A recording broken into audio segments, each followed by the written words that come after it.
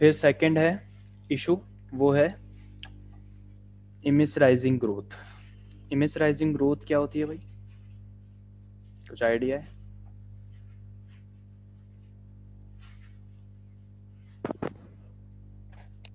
इसका मतलब कि नेशन डिट्यूरेट, मतलब कि नेशन की ग्रोथ जो है वो शायद डिक्रीज होती है या खराब होती है, वर्स ऑफ होती है। हाँ, किस वजह से?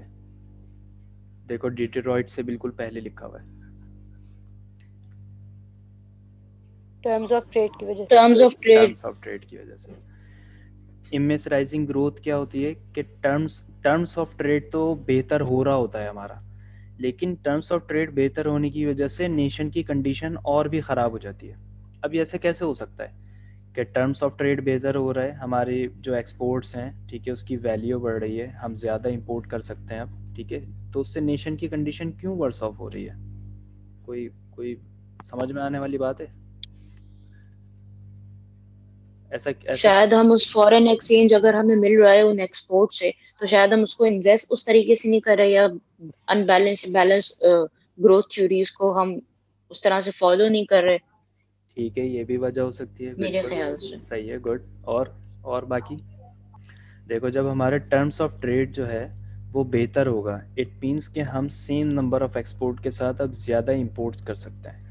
अब जब हम ज़्यादा इंपोर्ट करेंगे तो उससे क्या प्रॉब्लम हो जाती है कि अब पहले फॉर एग्जांपल हमारी डोमेस्टिक एक इंडस्ट्री थी, जैसे फार्माटिकुलस इंडस्ट्री है, ठीक है, तो पहले हम उसको भी डोमेस्टिक इंडस्ट्री को भी देख रहे थे। अब मार्केट है फॉर एग्जांपल 1 लाख की, ठीक है, 1 लाख डिमांड है, ठीक है, तो उसमें 1 लाख में से लाइक हम जो है वो 70,000 जो है वो डोमेस्टिक इंडस्ट्री उसको उस डिमांड को अकर कर रही थी, और 30,000 की जो है हम इंपोर्ट कर रहे थे।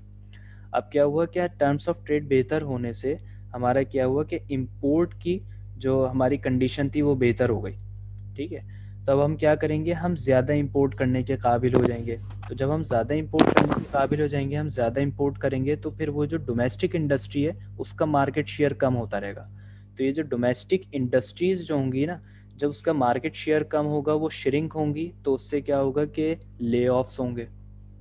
तो ले ऑफ से क्या होगा, ले ऑफ से लोगों के पास जो है वो पैसे नहीं होंगे, जिसकी वजह से एग्रीगेट डिमांड भी डिक्रीज़ होगी, पॉवर्टी भी इंक्रीज़ होगी, और हमारा जो गैप है एक रिच पुअर का गैप वो भी इंक्रीज़ होगा। तो अब क्या हो रहा है कि एक तरफ तो टर्म्स ऑफ ट्रेड बेहतर हो रही है, लेकिन दूसरी तरफ क्या हो रहा है कि हमारी जो डोमेस्टिक मार्केट की कंडीशन है वो और भी वर्स ऑफ होती जा रही है। अब यहाँ पे ये जो पॉइंट्स हैं हम ये देख लेते हैं कि growth is expected to improve quality of life. हम क्या एक्सपेक्ट करते हैं ग्रोथ से कि वो क्वालिटी ऑफ लाइफ को इम्प्रूव करेगी। It is possible for the connection not to be hold for the large exporting country. ठीक है, ये कब पॉसिबल है कि लार्ज एक्सपोर्टिंग कंट्री की कंडीशन होल्ड ना हो रही हो, ठीक है, वो लार्ज एक्सपोर्टिंग कंट्री नहीं हो। वो ये कह रहे हैं कि इंसेंटिव्स जो हैं, ठीक है, इंटरनेशनल ट्रेड में वो ग्रो ना हो रहे हो। व्हाट डज इट मीन कि जो जैसे अभी हमने यहाँ पे मैंने अभी एग्जांपल दी थी, जिक्र किया था, इंसेंटिव्स वेजेस को कहते हैं, ठीक है, तो अगर इंसेंटिव्स ग्रो हो रहे होंगे डोमेस्टिकली, क्योंकि एक्सपोर्ट भी तो कर रहे हैं ना, तो अगर ऐसा हो रहा है कि ये भी इंक्रीज़ हो रहे हैं वेजेस, ठीक है, और फिर हम इंपोर्ट भी ज़्यादा कर रहे हैं, तो फिर ये कंडीशन नहीं होगी, क्योंकि एक्चुअली जो हमारे जो वो होगी हमारी एग्रीगेट इंसेंटिव्स होंगे या एग्रीगेट वेजेस जो होंगे, तो उन पे फ़र्क नहीं पड़ेगा, क्योंकि वो भी तो इंक्रीज़ हो रही है, मतलब Y upon L, per capita income, ये ये तो इंक्रीज़ हो जाएगी ना, क्योंकि हमारी ये इंक्रीज़ हो रही है इंसेंटिव्स। तो ये इंक्रीज़ हो या लेबर डिक्रीज़ हो, सही है, ये इंक्रीज़ ही हो जाता है।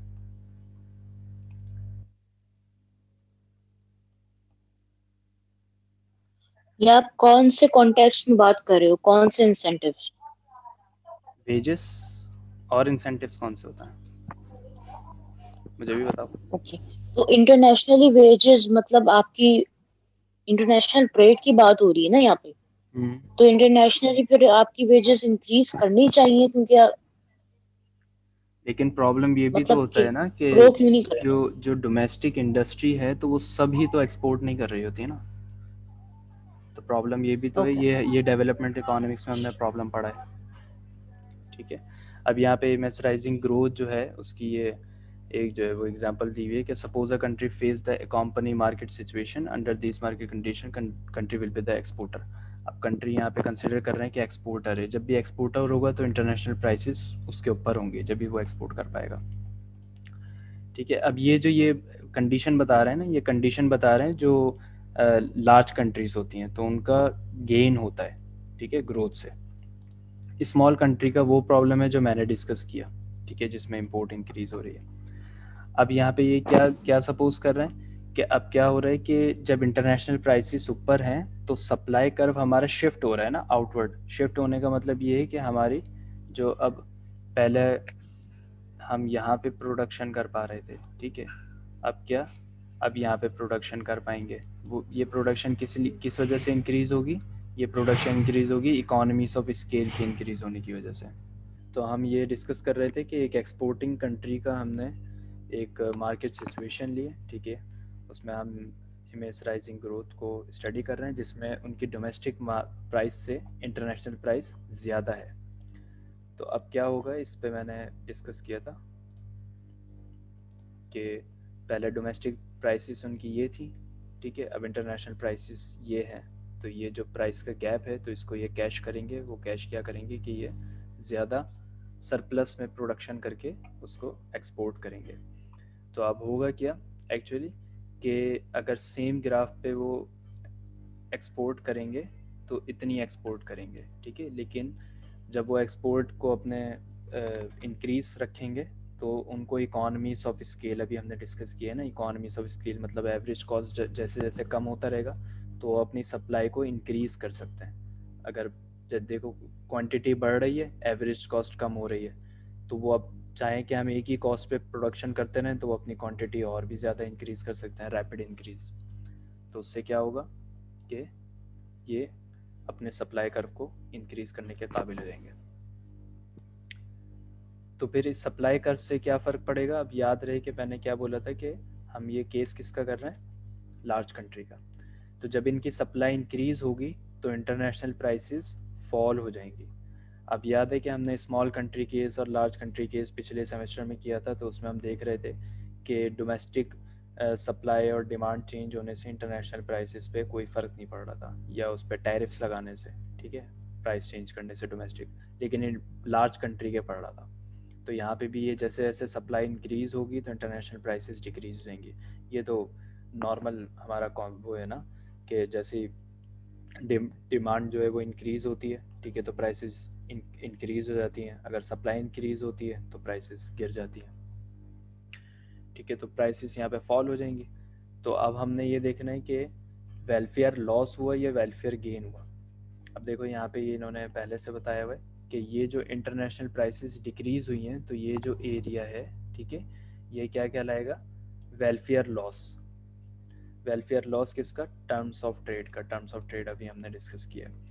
वेलफेयर लॉस किसका होगा, ये टर्म्स ऑफ ट्रेड का, क्योंकि अब प्राइसेस डिक्रीज हो गई हमारे एक्सपोर्ट की, जो हम एक्सपोर्ट, क्योंकि एक्सपोर्टिंग नेशन है ना, जब एक्सपोर्टिंग नेशन की प्राइसेस डिक्रीज हो गई इट मीन्स कि वो टर्म्स ऑफ ट्रेड 100 से नीचे आ गया, ठीक है। तो पहले जो है वो हम इस प्राइस को एंजॉय कर रहे थे, इस प्राइस को पहले हम इस प्राइस को एंजॉय कर रहे थे, ठीक है।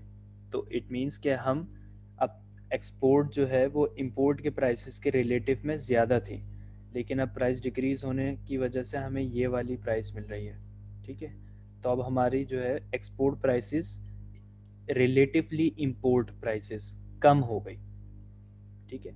तो ये एक्चुअली ये जो है ये लॉस हो गया हमारा टर्म्स ऑफ ट्रेड का, लेकिन हमारी जो सप्लाई है, हमारी एक्सपोर्ट है, वो भी तो इंक्रीज हुई है। पहले तो हम ये ब्लैक लाइन पे प्रोडक्शन कर रहे थे, लेकिन अब ये रेड लाइन पे प्रोडक्शन कर रहे हैं। तो ये जो पूरा एरिया है, ये जो ग्रे वाला दिख रहा है, ठीक है, ये पूरा एरिया, ये पूरा हमारा गेन है, और ये टर्म ऑफ ट्रेड का लॉस है। तो अब देखने से ही पता चल रहा है। नहीं, 1 मिनट, मुझे ये वाली बात नहीं समझ आई कि वेलफेयर गेन किस तरह हो रहा है, क्योंकि देखो हमारी सप्लाई इंक्रीज हुई तो दैट्स मीन कि हमारी प्राइसेस जो है वो डिक्रीज हो जाती हैं। अगर हमारी प्राइसेस डिक्रीज हो गई तो हमें आउटपुट उतना नहीं मिल रहा ना, तो फिर गेन कहाँ से आ गया यहाँ पे? देखो जब हमारी सप्लाई इंक्रीज होती है और प्राइसेस डिक्रीज होती है तो हम देखते हैं कि सप्लाई कितनी इंक्रीज हुई और प्राइस कितनी डिक्रीज हुई। अगर फॉर एग्जांपल सप्लाई हमारी अगर मॉनेटरी वैल्यू तो पता है ना, हम इन दोनों की मॉनेटरी वैल्यू निकाल सकते हैं। वो किस तरीके से कि इसको ये यहाँ से ये कैलकुलेट करेंगे, ठीक है, ये ट्राइंगल कैलकुलेट कर लेंगे, रेक्टेंगल कैलकुलेट कर लेंगे, ये ट्राइंगल, तो इसकी मॉनेटरी वैल्यू निकल आएगी, मतलब डॉलर्स में या रुपीज़ में पैसे निकल आएंगे। फिर इसको भी हम ऐसे ही कर सकते हैं, इसको एक जो है वो स्क्वायर और दो ट्राइंगल करके। तो अब हम ये देखेंगे कि जो हमारी सप्लाई इंक्रीज हुई है तो उससे हमें गेन कितना मिल रहा है और प्राइस डिक्रीज होने से लॉस कितना हो रहा है। अगर फॉर एग्जांपल सप्लाई मेरी 1000 इंक्रीज हुई है और प्राइस सिर्फ 1 डिक्रीज हुई है, तो एक्चुअली तो मेरा गेन ही हो रहा है ना यार, एक तरफ कहाँ 1000 और एक तरफ कहाँ 1। लेकिन अगर मेरी 1000 इंक्रीज हुई है और प्राइसेस भी कोई ऐसे 20-30 रुपीज़ या 50 रुपीज़ डिक्रीज हो गई, तो इट मे बी के मेरा जो गेन है, जो मेरी क्वांटिटी एक्सपोर्ट बढ़ी है या क्वांटिटी प्रोडक्शन जो इंक्रीज हुई है 1000 से, तो वो ऑफसेट हो जाए प्राइस डिक्रीज होने की वजह से। समझ में आया? हाँ सही है, आ गया समझ। यार एक छोटा सा सवाल है, बहुत सिंपल सा, कि वेलफेयर टर्म्स ऑफ मतलब sorry welfare loss of terms of trade जब होगा जब एक्सपोर्टिंग प्राइस डिक्रीज होगी as compare to importing price. बिल्कुल, मतलब ये 100 से नीचे हो जाएगी, ठीक है।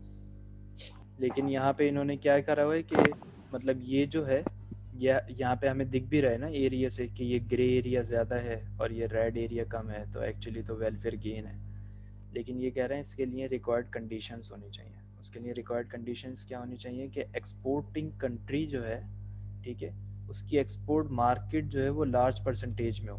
मतलब एक्सपोर्ट मार्केट का फॉर एग्जांपल 30% या 40% शेयर उसके पास हो। लेकिन आजकल तो जो इंटरनेशनल मार्केट है वो इतनी बड़ी है कि अगर किसी के पास 4% या 5% शेयर भी होता है तो वो भी लार्ज शेयर कहलाता है, ठीक है, इन रियल वर्ल्ड। लेकिन मैं समझाने के लिए कह रहा हूँ कि अगर 40%, 50%, 60% है तो वो एक लार्ज परसेंटेज में है ना एक्सपोर्ट मार्केट का शेयर। तो एक कंडीशन ये है जिसकी वजह से उसे ये गेन ज़्यादा हो सकता है। दूसरी कंडीशन क्या है कि इंटरनेशनल डिमांड जो है, ठीक है, for imports is highly in elastic. It means कि जो इम्पोर्टिंग नेशंस हैं जो इस कंट्री से, ये जिस भी कंट्री का है, फॉर एग्जांपल पाकिस्तान का है, तो जो इम्पोर्टिंग नेशंस हैं जो इम्पोर्ट कर रही हैं इस प्रोडक्ट को, पाकिस्तानी प्रोडक्ट को, तो उनकी जो डिमांड है वो हाईली इन इलास्टिक हो, ठीक है। जब वो हाईली इन इलास्टिक होगी तो फिर फर्क पड़ेगा। हाईली इन इलास्टिक का मतलब ये होता है, हाईली इन इलास्टिक का मतलब ये होता है कि क्वांटिटी पे फर्क बहुत कम पड़ता है आपकी प्राइस चेंज होने से, ठीक है। तो ये दो कंडीशंस अगर मीट करेंगी तो फिर ये गेन है, वरना फिर मसले हो जाएंगे।